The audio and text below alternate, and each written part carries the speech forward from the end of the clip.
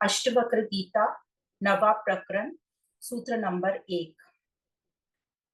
अष्टवक्र उवाच कृता कृते च द्वन्द्वानि कदा शान्तानि कस्य वा एवं ज्ञात्वेह निर्वेदाद्भव त्याग परो अव्रति। अनुवाद इस प्रकार है। अष्टवक्र जी कह रहे हैं, किया और अनकिया कर्म और द्वंद किसके कब शांत हुए हैं, तो इस प्रकार निश्चित जानकर इस संसार से निर्वेद होकर त्याग और अवृत्ति हो जा। तो अष्टवक्र जी क्या कह रहे हैं? पहला शब्द है कृता कृते और द्वंदानी, तो मतलब द्वंद, और कृता कृते, कृता करते मतलब कृत मतलब अभी तक का जो किया हुआ कर्म है, और अकृत मतलब जो अभी आने होने वाला है या अभी तक जो हुआ नहीं है। तो अभी तक के समय में जो रह गया है उसको अकृत बोल रहे हैं। तो जो अभी तक हमने नहीं किया है वो आगे आने वाले समय के लिए कृत बन जाएगा। तो जो अभी तक हमने नहीं किया है वो हम आगे आने वाले समय में कर लेंगे। तो ये जो कृत और अकृत है, ये जो द्वंद है, यह इसको कर्तव्य और अकर्तव्य भी बोल सकते हैं। वो भी एक मीनिंग लिया है इसमें। कर्तव्य मतलब क्या करना है और अकर्तव्य मतलब क्या नहीं करना है। तो ये जो द्वंद है ये हमेशा ही साथ चलते रहेंगे। कब तक चलते रहेंगे? जब तक हम हैं। तो द्वंद कभी शांत नहीं हुआ है, ये जब तक चलता रहेगा जब तक हम हैं। क्योंकि ये जो द्वंद है ये प्रकृति का नियम है, और इस द्वंद को मिटाने की कोशिश मत करो, ऐसा अष्टवक्र जी कह रहे हैं। क्योंकि जब तक हम हैं, मैं हूं या कोई है, तब तक द्वंद रहेगा। ये द्वंद मेरा नहीं है, ये प्रकृति का है, पर हमने उसको मेरा मान लिया है। तो ये जो द्वंद जिसको है उसको हटाओ। किसको है द्वंद? कि मैं को द्वंद है, तो इस मैं को हटाओ। क्योंकि ये जो है कर्म से रिलेटेड नहीं है, कर्म तो जड़ है। तो ये द्वंद किससे रिलेटेड है? कर्ता से, मतलब मुझे लग रहा है। तो जब तक कर्ता रहेगा ये द्वंद, कौन सा द्वंद? कृत और अकृत का बना ही रहेगा। तो हम क्या करते हैं? कर्ता को बचाए रखते हैं, मतलब वही अहंकार को हम बचाए रखते हैं, और सोचते हैं कि हम ये द्वंद्वों से निवृत्त हो जाएं, है ना? पर ऐसा हो नहीं सकता। जब तक कर्ता रहेगा यह द्वंद बचे ही रहेंगे। क्योंकि बात यहाँ कर्ता की हो रही है, कर्म की नहीं। जैसे हमने समझ लिया कर्म तो जड़ है। तो हम लोग भी क्या करते हैं? अपने कर्मों को बदलते रहते हैं कि पहले हम ऐसे कर्म करते थे, अब हम अच्छे कर्म करने लगे, अब हमने दान पुण्य करना शुरू कर दिया, अब हमने पुण्य कमाना शुरू कर दिया, अब हमने गलत कर्म छोड़ दिए। तो अष्टवक्र जी कह रहे हैं, कर्मों को सिर्फ ठीक कर लेने से ये कर्ता ठीक नहीं हो जाएगा, हमें कर्ता को मिटाना है। तो एग्जाम्पल के लिए हम समझ सकते हैं, जैसे कि अपन गधे के ऊपर रद्दी या कूड़ा कचरा गधे के पीठ पे लाद कर ले जाते हैं, एक कोई भी सामान, और इस कूड़े कचरे या गधे की पीठ पे जो सामान लादा है, रद्दी या क्या बोलते हैं, भंगार या कबाड़, उसकी जगह हम हीरे मोती लाद दें तो भी गधा तो गधा ही रहेगा ना। तो क्या बोल रहे हैं यहाँ पे? इस गधे को मिटाना है, मतलब इस गधेपन को, मतलब मैं को मिटाना है। क्योंकि जब तक, और क्यों मिटाना है आगे एक्सप्लेन करते हैं, क्योंकि जब तक ये द्वंद कर्ता के पास रहता है तो द्वंद में क्या होता है, हमेशा कुछ पाने की कामना, कुछ पाने की उधेड़बुन या इस टाइप का कार्यक्रम हम लगाते रहते हैं, या तो कुछ पाने की योजना बनाते रहते हैं, या हम कुछ प्राश्चित करते रहते हैं। कभी भी द्वंद में मैं को मिटाने की बात नहीं होती। तो अष्टवक्र जी कह रहे हैं इसी को ध्यान में रखते हुए कि अपनी इस मान्यता को त्यागो। कौन सी मान्यता को त्यागो? कि मैं अपूर्ण हूं। क्योंकि इस अपूर्णता के चलते ही हम बहुत सारा फालतू का ज्ञान इकट्ठा कर लेते हैं। तो यहाँ जो शब्द आया है निर्वेद, तो निर्वेद हो जा। अब निर्वेद हो जा तो हमें बहुत अजीब लगता है, यहाँ तो हम बोलते हैं वेदों को पढ़ो, और यहाँ बोल रहे हैं निर्वेद हो जा। तो यहाँ जो वेद मतलब जानना, और निर्वेद हो जा बोल रहे हैं, तो किसको बोल रहे होंगे निर्वेद? जो हम फालतू की इतनी ज्ञान इकट्ठा करते हैं, इतना परपंच जो हम इकट्ठा कर लेते हैं, उसको त्यागो। तो यहाँ पे वेद का मतलब है वेदांत नहीं, यहाँ पे वेद का मतलब है, देखो वेद और वेदांत में भी फर्क हो जाता है। वेदांत क्या है, जो हम ज्ञान पढ़ रहे हैं, आध्यात्मिक ज्ञान। वेदांत मतलब एकदम रिफाइंड सुपर क्वालिटी का हाईएस्ट ज्ञान है। और वेद मतलब उसमें बाकी भी सब जानकारियां आ जाएंगी। तो यहाँ बोल रहे हैं कि जो फालतू की जानकारी और ज्ञान तुमने इकट्ठा कर रखा है, उसको त्यागो, निर्वेद हो जा। क्योंकि जहां फालतू की जानकारी आई, वहां हमारी कामनाएं बढ़ जाती हैं, संकल्प व्रत हम करने लगते हैं। कैसे? जैसे हमें जानकारी हो गई कि यहाँ पर एक अच्छी अच्छी दुकान खुली है कपड़ों की, तो हमारे को क्या मन में आएगा, हम संकल्प लेंगे, चलो मैं भी कल जाऊंगी और वहां से कुछ खरीद कर लाऊंगी। तो हमने संकल्प कर लिया, तो कि हम कल इसको खरीद के लेकर आएंगे, उसको यहाँ पर कह रहे हैं व्रत। तो ये व्रत को भी हटाओ, अव्रती हो जाओ। इसलिए अष्टवक्र जी कह रहे हैं निर्वेद हो जा, अव्रती हो जा। तो ऐसे व्रत का मतलब क्या, हम अच्छा मानते उपास, कम खाना पीना, पर यहाँ पे व्रत का मतलब संकल्प बोल रहे हैं, कामना बोल रहे हैं। और जब हम फालतू की जानकारियां इकट्ठी कर लेते हैं, तो हमारी कामना भी बढ़ती जाती है। और इस कामना को ही बोल रहे हैं कि जानकारी मत होने दो, तो संकल्प भी नहीं होंगे, तो अवृत्ति हो जाएंगे। तो अब जैसे हम, अब ये क्यों हमको इतनी हो रही है, क्योंकि हम अपने आप को अपूर्ण मानकर बैठे।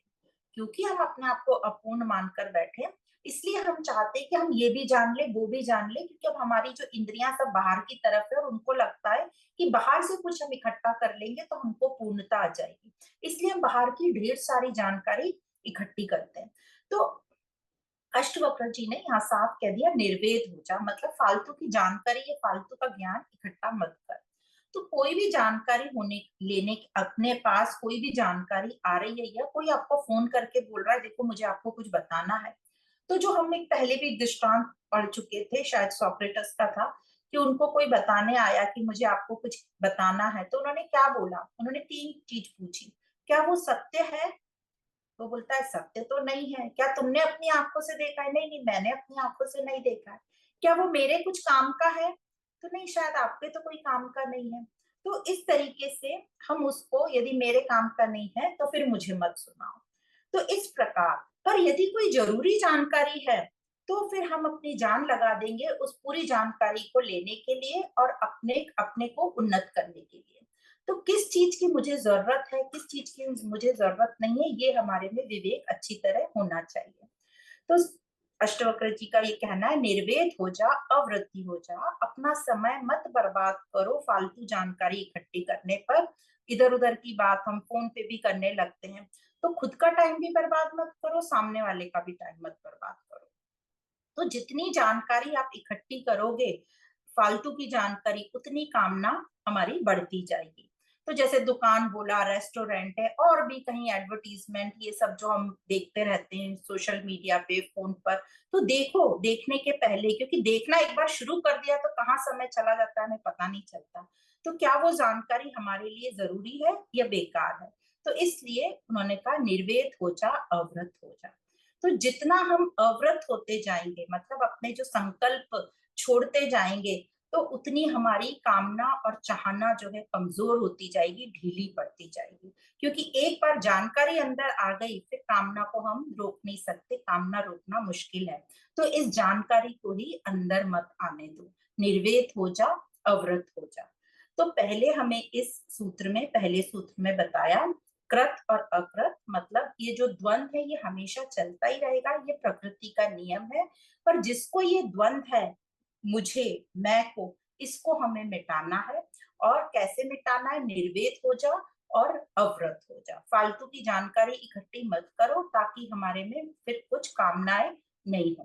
तो इस प्रकार ये सूत्र नंबर 1 को बताया है। तो इस प्रकरण में, नवे प्रकरण में, हमें थोड़ा सा संसार की उपेक्षा की है, मतलब संसार को थोड़ा बताया है कि वो त्यागने लायक है, इससे इतना मत उलझो या इसको सत्य मत मानो। तो ये पूरे प्रकरण में बात किसको बोली जा रही है? जो लोग भोगी हैं, जैसे हम लोग सब हैं, जो भोगी हैं, भोग में उलझे रहते हैं, तो उनको ये बता रहे हैं कि संसार जो है इसकी उपेक्षा करो। तो जो योगी है उसके लिए ये बात नहीं करी जा रही है, क्योंकि संसार को तो त्याग कर ही नहीं सकते, हम सब संसार में ही रहते हैं। और संसार को त्याग मतलब यहाँ हर एक चीज ही संसार है, ये किताबें, ये गुरु हमारे सब संसार में आ जाएंगे। तो ये प्रकरण किसको यहाँ पे जितने भी सूत्र हैं किसको बोले जा रहे हैं, जो भोगी है उसको बोले जा रहे हैं। तो जब भी हम भोग के लिए ललायत हों तो इन श्लोकों को हम याद कर लें। अष्टवक्र गीता 9वां प्रकरण सूत्र नंबर 2। कस्यापि तात धन्यस्य लोक चेष्टा अवलोकनात् जीवितेच्छा बुभुक्षा च बुभुत्सोपशमं गता।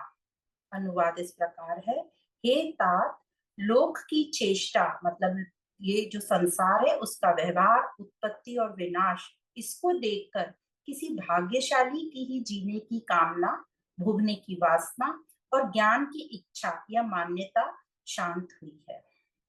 तो ये जो सूत्र है ना बहुत गहरे सूत्र है और मैंने थोड़ा उसको बहुत शॉर्ट में बोला है, पर इसको हमें गहराई से समझना है। तो क्या बोल रहे हैं कि धन्य है वो लोग। कौन लोग धन्य है? जो इस लोक को देखकर, क्या बोला है, लोक चेष्टा अवलोकनात्, धन्य है वो लोग जो लोक को देखकर मतलब संसार को देखकर अपना अवलोकन करते हैं और उनकी जीने की इच्छा या जीने की कामना, जीविक्षा बोला है, जीविक्षा, और भोगने की वासना जिसको बोला है बुभुक्षा, और मान्यताएं पे जो टिके हुए हम उसको बोलते हैं बुभुत्सा। ये तीनों उसके शांत हो गए। तो धन्य है वो जो संसार को देखकर अपना लेता है, वह उसकी ये तीनों जो इच्छाएं ये शांत हो जाती हैं, वो धन्य है। तो मुनि कह रहे हैं कि जगत को देखो और जानो अपने को, जीव को जानो और जगत को जानो, दोनों को जानना अनिवार्य है। पर हमको क्या लगता है, हम तो सब देख ही रहे हैं पूरे संसार को, हमें सबका पता है। और जितनी जितनी हमारी उम्र होती जाती है, जितने हमारे बाल सफेद होते जाते हैं, हम क्या बोलते हैं, हमें बहुत अपनी उम्र का अनुभव है, हम सब जानते हैं, हम सब जानते हैं। हम यदि सब जानते हैं फिर भी ये संतों को, मुनि लोगों को, गुरु लोगों को ये बार बार क्यों बोलना पड़ रहा है कि जानो जानो जानो, क्यों बोल रहे हैं? ठीक से देखो, ध्यान से देखो, कुछ छूट रहा है इंपॉर्टेंट तत्व जो तुम ठीक से नहीं देख रहे हो। तो अष्टवक्र जी कह रहे हैं कि यदि तुमने ठीक से देख लिया होता तो इन तीनों से तुम मुक्त हो गए होते। और फिर तुम क्या कहते, जैसे सब जी रहे हैं वैसे मुझे नहीं जीना, मतलब जीजीविक्षा शांत हो गई होती, जीने की जो कामना है वो शांत हो गई होती। तो ये पहले 3 शब्द जो बोले उसमें से पहला, तो बोल रहे हैं यदि तुमने अवलोकन ठीक प्रकार से कर लिया होता तो जीने की कामना शांत हो गई होती। और दूसरा पे बोलते हैं फिर जीने की ये जो भोगने की वासना है वो कामना भी नहीं रहती, बुभुक्षा भी मुक्त हो गए होते। और तीसरा कि इसमें क्या बोला है, पहला बोला जीविक्षा, जीने जैसे सब जी रहे हैं वैसे मैं नहीं जीऊंगा, जैसे सब भोग रहे हैं संसार को वैसे मैं नहीं भोगूंगा, क्योंकि इस संसार में भोगने की जो वस्तु है उसमें कुछ रखा ही नहीं है, क्योंकि वो अपने को जान गए। और तीसरा बोलता है जो सब दुनिया भर मान्यताओं पे चल रही है, जो सब मान रहे हैं, उन सब मान्यताओं पर मैं नहीं चलूंगा, वो मैं नहीं मानूंगा, क्योंकि मैं जान गया हूं कि वो सब झूठ पर खड़े हैं। तो बुभुत्सा ये भी शांत हो गए होते यदि तुमने अपने आप को जान लिया होता। तो जिसने जीवन को देख लिया और ये श्रम कर लिया देखने का, वो ये तीनों से शांत हो गया। और ये देखने के लिए बड़ी जिज्ञासा मतलब जानने की इच्छा, बड़ी मेहनत और श्रम लगता है, पर हम ये नहीं करना चाहते मेहनत और श्रम, तो हम संसार तो देखते ही नहीं ठीक से, अपने आप को तो क्या ही हम देख पाएंगे। और अपने आप को जानने का यह, ये संसार को देखना और फिर अपने आप को जानना, इस लक्ष्य से हमें प्रेम होगा तभी हम ये कर पाएंगे। क्योंकि कोई भी चीज या काम हम कब कर पाते हैं अच्छे से, जब हमें उससे प्रेम होता है तभी हम कर पाते हैं। तो अष्टवक्र जी कह रहे हैं कि ये जानने के लिए तुम्हें प्रेम चाहिए अपने आप से। तो ये जो तीनों हैं इच्छाएं, ये अवलोकन का फल है कि ना मुझे ऐसे जीना है, ना मुझे ऐसी कामनाएं करनी है, ना ना ऐसी मान्यताओं पर मुझे चलना है। क्योंकि देख लिया ना कि ये जो तीनों पर चल रहे हैं, कौन चल रहे हैं तीनों पर, जो हमारे सब आसपास पे लोग हैं जिन्होंने हमको बताया कि ऐसे जीना, ऐसे जीना है, ये करना है, हमने देख लिया कि वो लोग भी और आज जो हम भी जी रहे हैं उनके कुछ खास हाल है नहीं, उन्होंने भी जीवन में ऐसे कोई तीर नहीं मार रहे या ऐसे कोई काम नहीं कर लिए हैं कि जिनसे उनके चेहरे पर रौनक बनी रहे।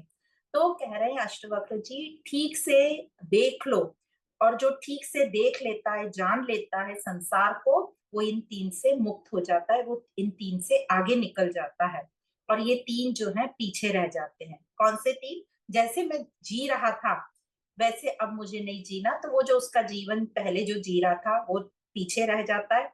जैसे सबकी चाहना होती है, अब वो वैसी चाहना नहीं करता, तो उसकी चाहना वो पीछे रह गई, और जो उसकी मान्यता थी, जो वो सब मान्यताओं पे चल रहा था, उसकी मान्यताएं पीछे रह गई। तो हम ठीक से यदि जगत को देख ले तो हम खुद अपने आप को ठीक से जान लेंगे, क्योंकि जो संसार है वो हमारा ही रिफ्लेक्शन है, और हम अपने आप को तो ठीक से नहीं देख पाते ना, उतनी हमारा इतना मन स्ट्रांग नहीं है, तो हम बाहर को देखकर हम अपने आप को मान चेक कर सकते हैं। पर यदि हम ठीक से नहीं देखते अपने आप को और ना ही संसार को देखते हैं, तो हम उतना ही सत्य से दूर होते जाते हैं और अशांत रहते हैं। तो अष्टवक्र जी कह रहे हैं, धन्य है वो लोग जिन्होंने लोक चेष्टा का अवलोकन कर लिया है और इन तीन से शांत हो गया है, और ये देखें कि वो सच में ये सच्चाई का जीवन जी रहा है कि नहीं। कोई भी यदि अपने को आपको परखना चाहे तो फिर ये तीन उसके पैरामीटर्स बता दिए कि यदि हमारा जीवन दूसरों के जीवन जैसा ही है, मतलब उसके जीवन में और हमारे जीवन में समानता ही है, एक जैसा ही है, और यदि उसकी इच्छाएं और मेरी इच्छाएं सेम ही है, दोनों की इच्छाओं में समानता ही है, और दूसरों की मान्यताएं और हमारी मान्यताओं में भी समानता है, तो यदि हमारी और उनकी समानताएं ज्यादा हैं, तो हमारा जो जीवन है वो कैसा है? अशांत है, बनावटी है, असहज है, अशुद्ध है, सत्य पे तो हम नहीं चल रहे हैं। हम कैसे चल रहे हैं? भेड़ चाल पर चल रहे हैं। भेड़ चाल जैसा हमारा जीवन हो गया, क्योंकि हम खुद तो कुछ परखना नहीं चाहते, जानना नहीं चाहते, बस जो लोगों ने कह दिया, बस जो इधर उधर से सुन लिया, व्हाट्सएप पे मैसेज 4 लाइन के पढ़ लिए, या किसी को कुछ बोलते हुए सुन लिया, या कोई मोटिवेटर या सेल्फ हेल्प बुक से पढ़ लिया, तो कुछ भी हम उसका गलत सलत मीनिंग निकाल के और उस पर चलने लगते हैं, पर खुद बैठकर उस पर ठीक से विचार चिंतन नहीं करते हैं कि ये जो बोल रहे हैं कहाँ से बोल रहे हैं, और ना ही हम आध्यात्मिक पुस्तकों का इस्तेमाल करते हैं। तो इस प्रकार हम जो है अपना जो जीवन ठीक से नहीं देख पाते, क्योंकि ना तो हमें संसार को ठीक से देख रहे हैं, तो जब हम संसार को ही ठीक से नहीं देख रहे तो हम अपने आप को कैसे ठीक से देखेंगे। तो इस प्रकार आपने जैसे अभी बात ही हम कर रहे थे थोड़ी देर पहले कि आध्यात्मिक ज्ञान को जो है लोगों ने बहुत ही सस्ता समझ लिया, कि जैसे सब फील्ड है, प्रोफेशन है, व्यवसाय है, वैसे ये जो आध्यात्मिक लोग जो ज्ञान देते हैं, गुरु वगैरह, वो भी उनका एक व्यवसाय है, और कुछ हद तक वो व्यवसाय हो भी गया है। पर फिर भी इस आध्यात्मिक ज्ञान को लोगों ने बिल्कुल जो है बिजनेस जैसा या बहुत ही लोअर कैटेगरी में लाके रख दिया, और टोटल ही ज्ञान का और शिक्षण का जो स्तर है हमारा बहुत नीचा है, और हम लोगों की जो थिंकिंग है, जो विचारधारा है, वो ज्ञान और शिक्षण के प्रति बहुत ही कमजोर है। हम क्या समझाते हैं अपने बच्चों को कि ऐसी शिक्षण करो जिसमें बहुत पैसा मिल जाए और लाइफ सुखी हो जाए, तो यहीं से हमारा जो उनको पढ़ाना है गलत है।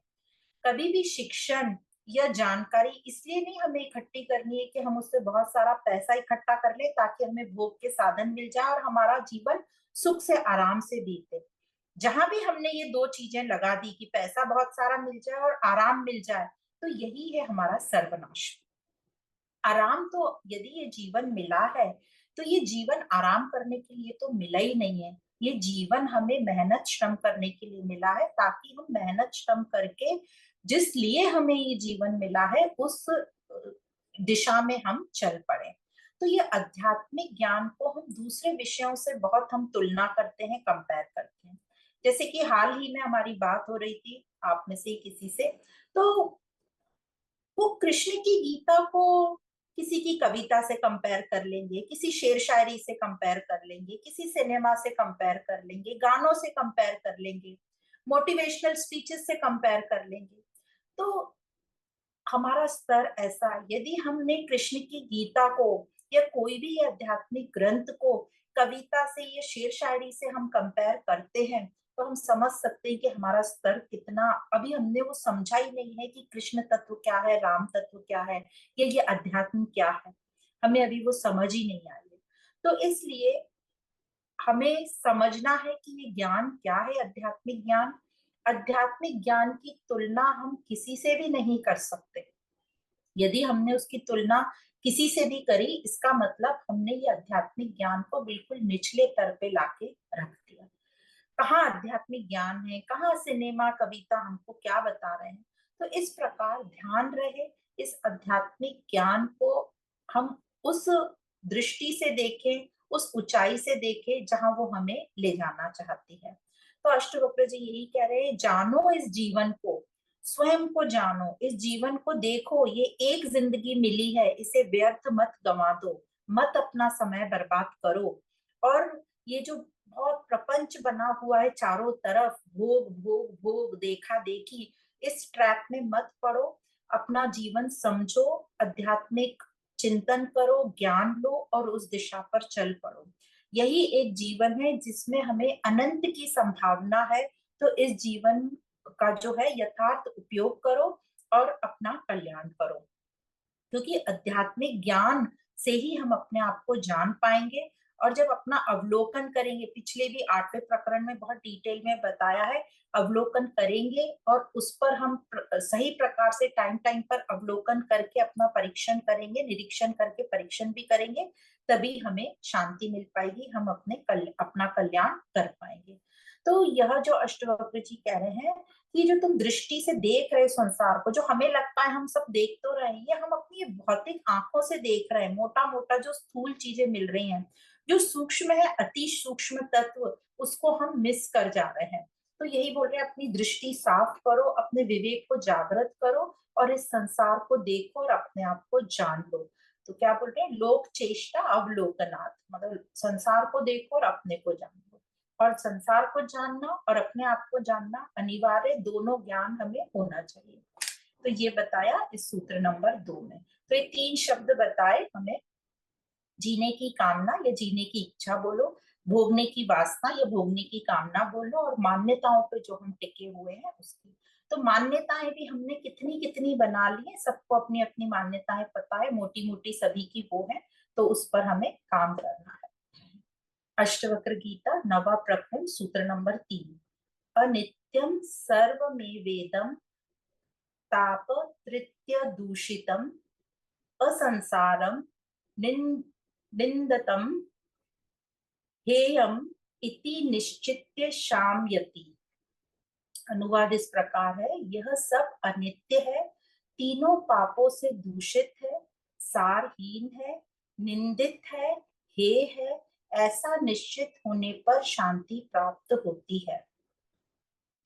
तो क्या कह रहे हैं अष्टवक्र जी कि ये पहले तो बहुत ध्यान रहे, ये सब भोगी को कह रहे हैं, नहीं तो ये सुन के कि संसार को त्याग दो, ये वो, तो लोगों को ये सुनने में बहुत मुश्किल होती है। तो ये भोगी को कहा जा रहा है और ये बार बार बोल रहे हैं कि संसार को तो ऐसे त्याग ही नहीं सकता कोई। तो ये कब बोल, याद रखना है, जब हमारा मन भोग के लिए बहुत ललायत हो। तो ये सब भोगी को कहे जा रहे हैं कि ये संसार निंदनीय है, असार है, हे है मतलब त्यागने योग्य है, ताकि वो भोगों में ना फंसे और उसे भोगों की रियलिटी समझ में आ जाए कि वो अनित्य है। बार बार बोल रहे हैं कि संसार को त्याग सकते ही नहीं है, क्योंकि ये शरीर भी संसार में आ गया, ये शास्त्र पुस्तकें ये सब संसार में आ गया, गुरु भी संसार में आ गया, और फिर सभी संसार में आ गया, तो सबको तो हम त्याग ही नहीं सकते। त्याग देंगे तो फिर हम ये ज्ञान भी कैसे समझेंगे।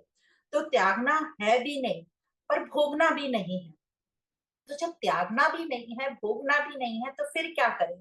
तो समझो ये साधन है, ये संसार साधन है, मुक्ति के लिए इसे यूज करना है, संसार के साथ हमारा संबंध ठीक करना है, इसको पकड़ना भी नहीं है, इसको छोड़ना भी नहीं है, मतलब आसक्त भी नहीं हो जाना है और इसको त्यागना भी नहीं।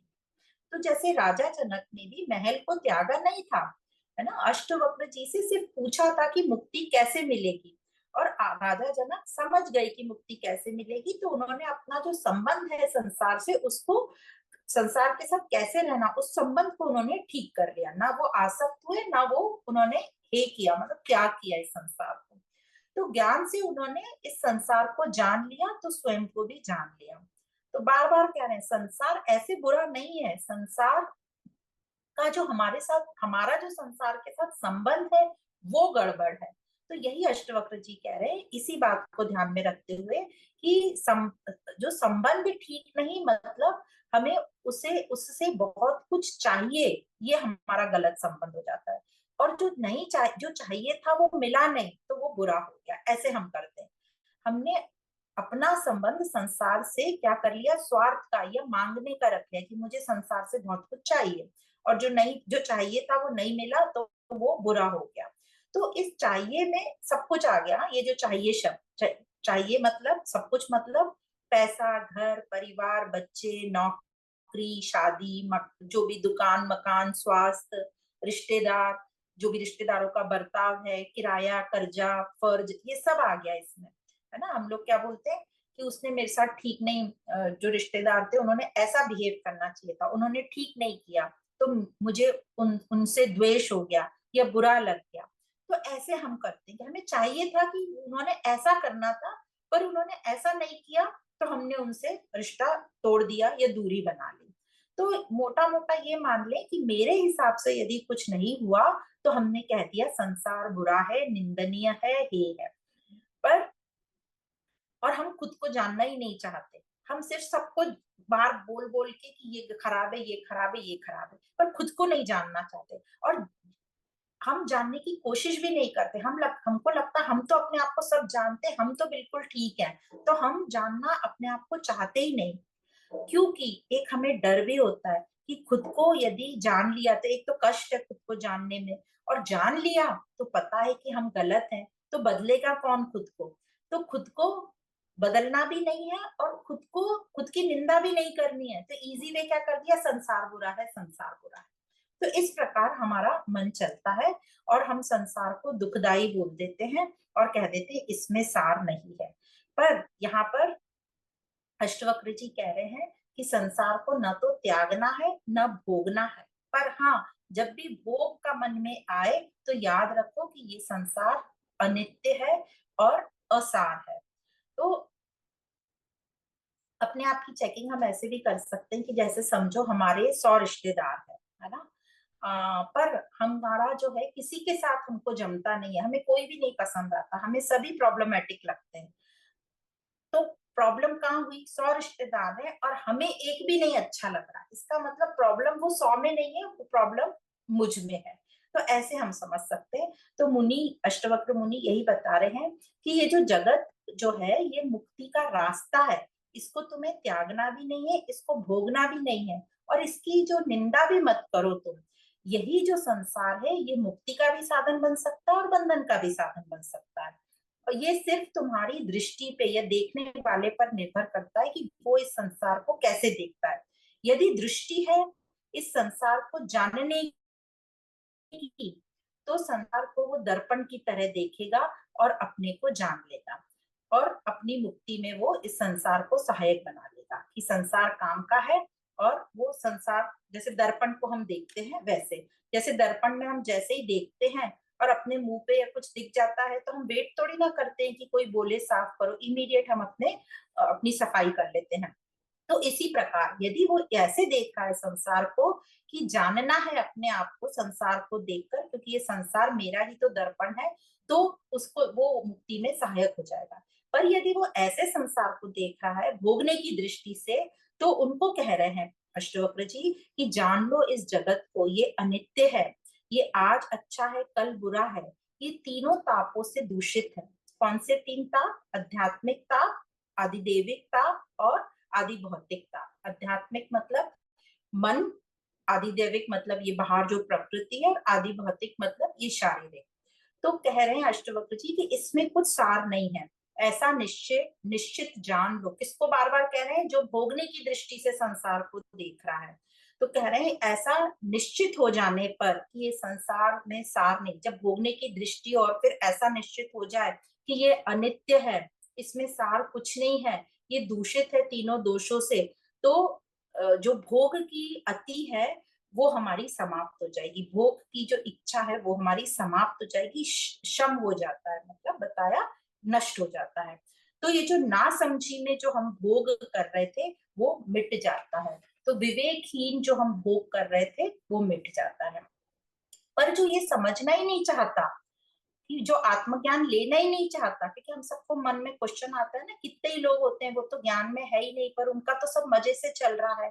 तो जो ये समझना ही नहीं चाहता आत्मज्ञान, और जो भोगों में लगा है, आनंद ले रहा है, उसको लग रहा है मैं बहुत आनंद में हूँ, तो उनकी भौतिक उन्नति तो अवश्य होगी, है ना वो, बट जो उसको शांति और संतुष्टि मिलनी चाहिए वो नहीं मिलेगी। तो भले ही हमें ऊपर से दिखाई दे कि उनका बहुत सब कुछ अच्छा है, क्योंकि हम भी तो संसार में सक्सेस किसको बोलते हैं यार, उन्होंने तो बहुत अच्छा कर लिया, मकान ले लिया, गाड़ी ले ली, देखो उनके पास कुछ नहीं था। तो ये हम ऊपर ऊपर से भौतिक सक्सेस की बात कर रहे हैं, तो ऊपर से हमें दिखाई देगा, पर वो जो है शांति और संतुष्टि उसमें नहीं रहेगी, वे अशांति रहते हैं। और बार बार बोल रहे हैं कि शांति का तो एक ही उपाय है, आत्मज्ञान। तो यह श्लोक याद रखने के लिए है, जब मन में भोगों के लिए बहुत मन हमारा घोड़े पे सवार होके इधर उधर निकल जाता है ना भोगों के लिए, तो ये उसके लिए है कि अपने मन को बताने के लिए कि जो तू ये भाग रहा है ना, जिसके लिए, वो असार है, वो अनित्य है, निंदनीय है, हेय है, त्यागने योग्य है। तो अगर हमारी भोग वृत्ति है, यदि अगर मेरी भोग वृत्ति है, तो ये जगत असार है, दुखदाई है, हेय है। क्योंकि भोगी मन क्या समझता है कि संसार ही सत्य है और सब कुछ यही है, इसी से मेरे को सब कुछ मिलेगा, इसलिए इस भोगी मन को ये सूत्र बताया जा रहा है। तो बार बार याद रखें कि ये श्लोक भोगी मन को कहा जा रहा है। तो ये संसार त्यागने के लिए भी नहीं है, भोगने के लिए भी नहीं है, बल्कि मुक्ति के लिए है। तो जो संबंध हो हमारा संसार के साथ, वो आसक्ति का भी नहीं हो और हेय भी नहीं हो, हमारा संबंध जो संसार का हो वो ठीक हो, मुक्ति के लिए हो, साधन जैसे हम इस संसार को इस्तेमाल करें। तो इस प्रकार ये सूत्र नंबर 3 में अष्टवक्र जी ने बताया, 3 तरह के दोषों से ये संसार ग्रस्त है, और ये हे है, मतलब त्यागने योग्य है, अनित्य है और निंदनीय है, असार है, इसमें कोई सार नहीं है। अष्टवक्र गीता 9वां प्रकरण सूत्र नंबर 4, कोसौ कालौ व्यः किं वा यत्र द्वन्द्वानि नो नृणाम् तान्य उपेक्ष्य यथा प्राप्तवर्ती सिद्धिं वाप्नुयात्। अनुवाद इस प्रकार है, इस अनित्य विश्व में वह कौन सा काल है, वह कौन सी अवस्था है जिसमें मनुष्य को द्वंद्व ना हो, इसकी उपेक्षा कर और यथा प्राप्त वस्तुओं में संतोष करने वाला मनुष्य सिद्धि को प्राप्त होता है। तो क्या कह रहे हैं कि ज्ञानी वही है, मतलब सिद्धि उसी को प्राप्त है, ज्ञानी वही है जो इन द्वंद्वों पर ध्यान ही नहीं दे, ये तो रहेंगे ही जगत में, ज्ञानी इनकी उपेक्षा करेगा और क्या करेगा, जो यथा प्राप्त है उसे जान लेगा। तो यथा प्राप्त मतलब ये जो संसार प्रारब्ध से जो भी उसको प्राप्त है, तो वो इसको जान लेगा, मतलब दुनिया को जान लेगा जो भी उसके प्रारब्ध में है, और वैसे जानकर दुनिया को, स्वयं को भी जान लेगा, और यही मुक्ति है। तो यहाँ जो बोल रहे हैं ना कि जो प्राप्त है उसमें संतोष कर ले, मतलब जो तुम्हें प्राप्त है उसी से, उसी को जान लो और उसको जानकर स्वयं को जान लो। तो द्वंद की बात कर रहे हैं कि द्वंद्वों से ऊपर उठ जाओ, अपने को जान लो। कैसे जान लो? यथा प्राप्त से, जो भी तुम्हें प्राप्त है, जहां भी तुम स्थिति में हो, उस स्थिति के आजू बाजू इर्द गिर्द जान लो और उससे स्वयं को जान लो। और द्वंद, ये जो द्वंद है ये कैसे हो रहा है, क्यों हो रहा है? क्योंकि हम चाहते हैं शांति, पर हमारे अंदर जो बाहरी हलचल मची हुई है, भारी हलचल मची है, अशांति है, डर है, जो परेशान है, तो इसके कारण हम अपूर्ण हो जाते हैं, हमें, और क्योंकि हम अपने आप को अपूर्ण समझते हैं, इसलिए हमारे मन में अशांति, हलचल ये सब चलता है, और इसी को हम अंदर बोलते हैं, मेरे भीतर अशांति, जो हलचल चल रही है। तो भीतर ऐसा कोई मतलब हमारी सिर्फ शरीर के रूप में हम बोल सकते हैं, पर यहाँ पे बोल रहे हैं ये अशांति, हलचल, डर, इसी को अंदर या भीतर बोला गया है। तो अंदर को ठीक करने के लिए हम बाहर जो है कुछ ना कुछ कर्म करते रहते हैं। भले ही हमें अंदर कुछ ज्ञान नहीं है कि अंदर क्या प्रॉब्लम है, तो अंदर का ज्ञान हमें कुछ नहीं है कि अंदर ये हलचल क्यों है, हमें कुछ ज्ञान नहीं है। पर जो हमारी इंद्रियों की बनावट है वो बाहर की तरफ है ना, सब बाहर की तरफ इंद्रियां। तो हमेशा जो हमारी इंद्रियां है वो कुछ ना कुछ खोजती रहती हैं कि कुछ ऐसा मिल जाए जिससे हमें एकदम संतुष्टि आ जाए। तो पूरे जीवन में हर वक्त, हर सेकेंड इंद्रियां हमारी बाहर खोजती रहती हैं। पूरी सृष्टि में जितने भी जीव हैं सबकी इंद्रियां बाहर खोजती रहती हैं, और पूरी संभावना होती है कि कभी ना कभी तो ये संतुष्टि दे देंगी। जैसे हम भी अपनी लाइफ में देखते हैं, भले ही आत्मज्ञान नहीं हो, पर ये इंद्रियों के माध्यम से कभी ना कभी तो हमें संतुष्टि मिल ही जाती है। तो जैसे तो ये बोल रहे हैं ये तो संभावना है, संयोग की बात है कि 1000 बार आप करोगे तो एक बार आपको संतुष्टि मिल जाएगी। तो ये रियल वाली संतुष्टि नहीं है, पर ये जो हम फेक तुक्केबाजी कर रहे हैं उससे हमें कहीं ना कहीं संतुष्टि मिल जाती है। जैसे कोई व्यक्ति डॉक्टर ना भी हो, पर वो ऐसे ही हजारों लोगों को एक ही दवाई बांट रहा है, क्रोसिन बांट रहा है, हजारों को बांट रहा है।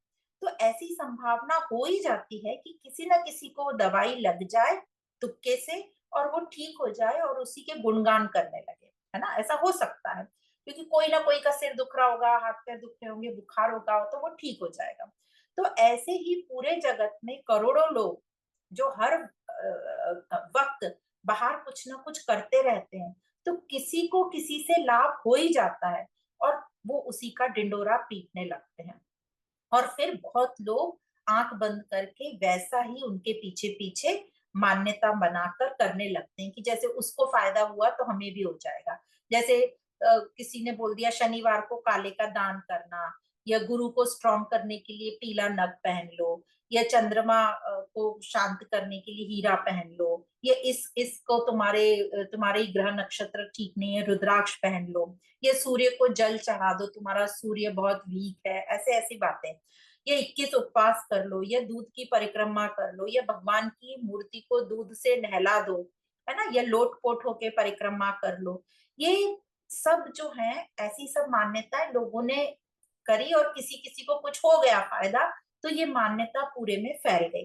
तो भले ही अपने अंदर का दुख का कारण नहीं पता, पर बाहर जो जगत में ऐसी चीजें हो रही हैं और कभी किसी को संतुष्टि मिल गई, तो ऐसी जो बातें हैं फैल जाती है, और ऐसों से ही पाखंड जन्म ले लेता है। और फिर वो पाखंड चलता रहता है, फिर आप बहुत मेहनत श्रम कर लो तो भी वो पाखंड मिटता नहीं है। तो इसका दुष्परिणाम यही होता है कि एक तो हम तुक्केबाजी झूठ पर खड़े हैं, पाखंड पे चल रहे हैं, और दूसरा जो बहुत बड़ा दुष्परिणाम होता है कि हम सत्य से दूर दूर दूर होते जाते हैं। फिर कितनी भी मेहनत कर लो, सत्य पथ के पास आने के लिए बहुत बहुत मेहनत करनी पड़ती है, शायद आ भी नहीं पाते। तो आम लोग इस प्रकार चलते हैं, जो अभी तक बताया ऐसे ये आम लोग चलते हैं, और इसी प्रकार वो जीते हैं। तो द्वंद तो रहता ही है, पर वो अपनी मान्यताओं को छोड़ते ही नहीं, और ऊपरी ऊपरी संतुष्टि में चलते रहते हैं, और कई बार उनको संतुष्टि मिलती भी नहीं, फिर भी इस आशा में कि हमें संतुष्टि मिल जाएगी, क्योंकि ये इजी वे है, व्रत कर लेना, परिक्रमा कर लेना, ये इजी वे है, इसलिए वो चलते रहते हैं, और अपने जो अंदर के दोष हैं उसको बाहर दिखने ही नहीं देते हैं। बोलते बस आनंद है, कर रहे हैं, ये आनंद है, कर रहे हैं। अपने दोषों को कवर करने के लिए वो इसी प्रकार चलते रहते हैं, ताकि उनकी अंदर की स्थिति किसी को दिख नहीं जाए, या यदि अंदर की स्थिति दिख जाए और कोई ज्ञान के लिए बोले तो खुद को कौन चेंज करने का कष्ट करेगा, या खुद को कौन बुरा लगेगा। तो इस प्रकार जो आम लोग हैं वो इस तरह चलते हैं, मान्यताओं पर, पाखंड पर, ज्ञान से दूर रहते जाएंगे। जैसे पिछले उसमें भी बताया कि ऐसी चीजें करते रहेंगे, ऑरा क्लिनजिंग है, पास्ट लाइफ रिग्रेशन है, इसमें पड़े रहते हैं, पर वो ज्ञान की तरफ आते ही नहीं है। एक तो अहंकार है ना, अहंकार को बचाए बचाए रखते हैं। पर जो खास होते हैं वो जानते हैं, मतलब योगी साधक जो खास होते हैं वो जानते हैं कि मेरे अंदर की स्थिति ही बाहर से कुछ कनेक्टेड है, मतलब कुछ मेरे अंदर जो है वो बाहर से कनेक्टेड है। तो ये जो खास लोग, योगी लोग होते हैं, वो समझते हैं कि अपनी बाहर की स्थिति जो है वो अंदर का ही प्रतिबिंब है। तो संसार मेरा ही प्रतिबिंब है। मतलब उनकी सोच है कि अंदर बाहर सब सेम है, तो यदि बाहर को मैंने जान लिया तो मैं अंदर को भी जान लूंगा। तो इनकी भी इंद्रियां जो है बाहर की ओर ही रहती हैं, पर यह बाहर देखता कैसे है? ये बाहर किस दृष्टि से देखता है? ताकि ये अपने अंदर को जान ले। तो दूसरों को देख के, बाहर को देखकर वो अपनी स्थिति जान लेता है कि दूसरा भी ऐसे ही कर रहा है, ईर्ष्या, मतलब मेरे अंदर भी वही स्थिति है ईर्ष्या की, मैं भी तो ऐसे ही सोचता हूँ। तो बाहर दुनिया को देख देख के वो अपने को जान लेता है। देखो, 3 गुण बाहर है, 3 गुण अंदर है। तो जैसा बाहर 3 गुण का मिक्सचर चलेगा, मोटा मोटा मेरा भी, क्योंकि जो मेरे अंदर रहेगा वो ही मैं बाहर देखूंगी। तो उस प्रकार से वो बाहर अपनी इंद्रियों से, पर वो अपनी इंद्रियों का इस्तेमाल कैसे कर रहा है? अपने को जानने के लिए। तो दृष्टि कैसी हो गई उसकी? विवेक वाली दृष्टि हो गई, क्योंकि डायरेक्ट तो हम अंदर देखने की हमारे में क्षमता नहीं है। तो जैसे हम मिरर में देखते हैं, मिरर में अपना चेहरा देखते हैं तो फटाफट अपने आप को ठीक कर लेते हैं, वैसे ही बाहर जगत को दर्पण मानता है और अपने आप को ठीक कर लेता है। क्योंकि अपने आप को देखना बहुत मुश्किल है, ये आंखें हमारी बाहर की ओर ही फोकस करती। हम अपना चेहरा खुद को देखना है तो कैसे देखेंगे? दर्पण का ही इस्तेमाल करना पड़ेगा। तो ऐसे ये जो खास व्यक्ति होते हैं संसार को दर्पण जैसा मानते हैं, और दर्पण में देखने के बाद खुद को फटाफट ठीक कर लेते हैं। तो इस प्रकार ये जो खास लोग हैं, ये यथा प्राप्त, मतलब जो जगत, जो प्रारब्ध से उनको संसार के रूप में मिला हुआ है, उसे जान लेते हैं, और उसे जानकर वे स्वयं को जान लेते हैं। तो स्वयं को जान लेना ही मुक्ति है। तो उसको जैसा संसार मिला, यथा प्राप्त, जैसा जितना मिला है, यथा योग, जैसी फिर उसकी पात्रता है, उस हिसाब से वो अपने आप को जान लेता है, और स्वयं को जानना ही मुक्ति है। तो ये जो खास व्यक्ति होते हैं, ये संसार को अपने दुख का कारण नहीं मानते। बाकी जो आम है वो संसार को दुख का कारण मानते हैं ना। कारण, दुख मुझे हो रहा है, दुख देने वाला ये संसार है। जैसे पहले वाले सूत्र में भी पढ़ा कि अपने मन से का नहीं हुआ तो ये संसार खराब है, ये रिश्तेदार ने मेरे साथ ऐसा किया, उसने मुझे धोखा दिया। तो हम संसार को दुखदाई ठहरा देते हैं, खुद को जानने की हम चेष्टा नहीं करते। तो न ही संसार को वो दुख का कारण मानता है, पर वो संसार को कैसे देखता है कि ये संसार को मैं देख रहा हूं ताकि मैं खुद को जान लूं। वो भोगने के लिए नहीं देखता कि मैं इस संसार को भोग लूं या फिर त्याग दूं। न तो वो त्यागता है, न वो भोगता है, बल्कि संसार का इस्तेमाल करता है स्वयं को जानने में। तो इस प्रकार, और वो न ही संसार को बदलने में लगाए कि मैं इसको ठीक कर दूं। जैसे कई लोग होते हैं ना, वो कहीं तो निकलते हैं यात्रा के लिए, है ना, फिर जहां जाएंगे वहां पे गंदगी तो फैलाते ही है ना, प्रदूषित पूरा अपना जो पर्यावरण है उसको उन्होंने पूरा प्रदूषित तो कर ही दिया, उसे रहने के लायक छोड़ा ही नहीं। जैसे आप देख लो अभी अपने 4 धाम की यात्रा, क्योंकि बोल दिया कि पुण्य मिलता है और सब करते हैं तो हमें भी जाना है, देखा देखी हमें करनी है। पर आप सबको पता होगा कि ये जो 4 धाम है, खास करके केदारनाथ वगैरह, बद्रीनाथ, गंगोत्री, जमुनोत्री, यहाँ पे जो पर्वत हैं उनकी कैपेसिटी भार लेने की बहुत कम है, और जितने लोग जाते हैं वहां पे वो उससे कितने गुना ज्यादा जाते हैं, इसलिए वो इतने कमजोर हो गए। इसलिए वहां पर इतनी आपदाएं, जो घटनाएं घट रही हैं, पर हम इस बात को समझते ही नहीं है, और हम जाएंगे भी। और फिर वहां देख देख के हम क्या बोलते हैं, जो काफी ऐसे लोग हैं, संपन्न लोग, बोलते हैं अरे यहाँ पर रहने की ठीक से व्यवस्था नहीं, तो हम यहाँ एक बड़ी होटल बना देते हैं। तो बड़ी होटल बना दी, तो जितनी होटल बनाते जा रहे हो, फिर रोड बनते हैं, तो उतना वो जो पहाड़ है कमजोर होते जा रहे हैं। तो उन लोगों ने ये, हम लोगों ने ये जगहों को, ये पर्यावरण को रहने लायक भी नहीं छोड़ा, पूरा उसको बर्बाद कर दिया। पर ये जो खास लोग हैं ये ऐसा नहीं करते, ये समझ गए कि अंदर से हम ठीक नहीं है, इसलिए हम बाहर भी ठीक नहीं है, क्योंकि जो बाहर है वह अंदर का ही प्रतिबिंब है, अंदर की ही छाया है। तो छाया को कैसे चेंज करेंगे? तो वो समझ गए कि इसको हम ब्लेम तो नहीं कर सकते, और जिसकी छाया है उसको ही चेंज करना होगा। छाया को चेंज करके तो कुछ नहीं होगा, है ना। हम जो है चेतन स्वरूप है, उसी को चेंज करना होगा। तो अद्वैत वेदांत हमें यही बताता है कि अपने को चेंज करना है, अपने कल्याण की बात करता है। तो यही यहाँ अष्टवक्र जी कह रहे हैं कि अपने को जान लो। यहाँ कोई भगवान, ईश्वर या स्वर्ग लोक या वैकुंठ कुछ नहीं बताया है। क्या बताया है? अपने दुखों से बंधन से अपने को ही छूटना है अपने को जानने के बाद। और कैसे जानना है अपने को, ये संसार जो यथा प्राप्त है मुझे, उससे मैं देख लूं और अपने स्वयं को जान लूं। तो इस प्रकार बता रहे हैं अष्टवक्र जी, जिसने स्वयं को जान लिया वही धन्य है, वही उसी को सिद्ध पुरुष बोला है, उसी को बोला है कि मुक्ति है, और उसी ने सब जो जीने की कामना, भोग की इच्छा और मान्यताओं उसको शांत कर ली है। तो उसी को वो मुक्ति बोल रहे हैं, उसी को शांत बोल रहे हैं। तो इस प्रकार ये आज के 4 सूत्रों में हमने जाना कि अष्टवक्र जी कैसे बता रहे हैं कि हमें अपने को जानना है। संसार को देखो और अपने को जानो, अवलोकन करो, लोक चेष्टा अवलोकन।